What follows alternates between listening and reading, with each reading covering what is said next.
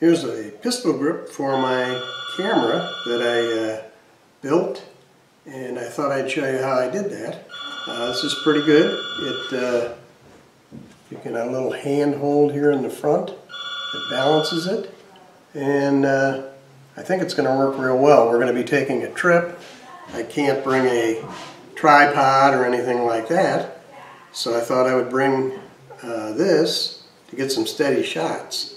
So let me show you how I build it, and maybe you'd like to build one for yourself. It costs about $3 total to build. Here's the tools you're going to need for this project. A drill, a 1/4 inch drill bit, glue gun or maybe Elmer's glue, scissors, screwdriver, Phillips head and a regular, a hole punch, and a tape measure. Now here's what you're going to need to make this. A Rust-Oleum spray grip. It's a grip for a spray can. Has a trigger and mounts on top of the spray can so you can spray easier. I found that sometimes the spray can falls off that thing right onto the work that you're spraying. Not the best, so I used it for a pistol grip for my camera. The other piece of equipment you'll need is a sheet of this foam you can buy in a craft store, a 1/4 inch screw and 2 1/4 inch nuts, and for a spring I took one of these notebooks that was just about used up and cut the notebook part off, used those rings as a spring. I cut that in half and used that as a spring. Okay, now what we have to do here, cut this off of here. And we need to take this apart because we need to get the trigger out of there. We don't need a trigger for this. Whoops. There's a retainer ring right in here you got to pop out. You want to lose it, but you want to take it off of there. Then the gun will simply come apart. You take the trigger out and put the gun back together again, like that. Put the 2 screws back in, and we'll go from there.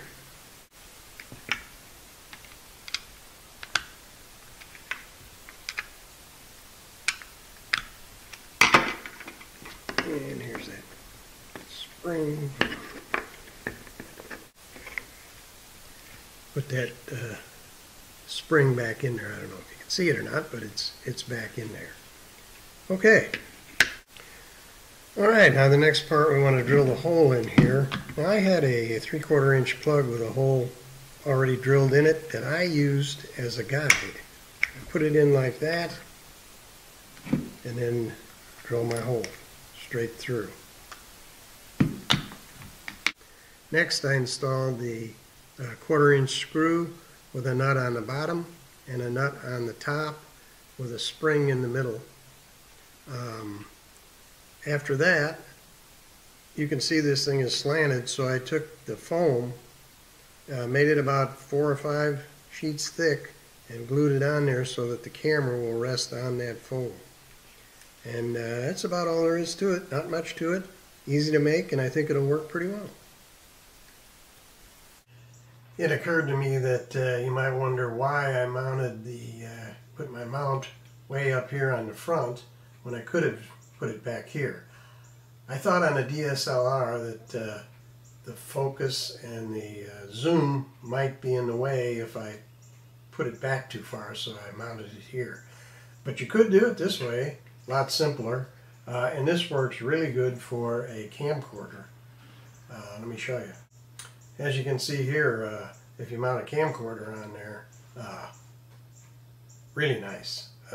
Very sturdy, and again you can put it here. You could even put a handle there if you wanted to fool with it, or a full clip.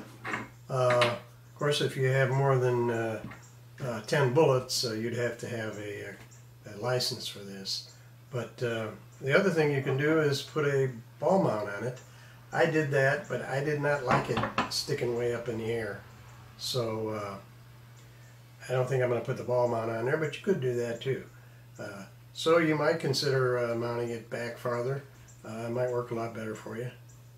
A lot simpler.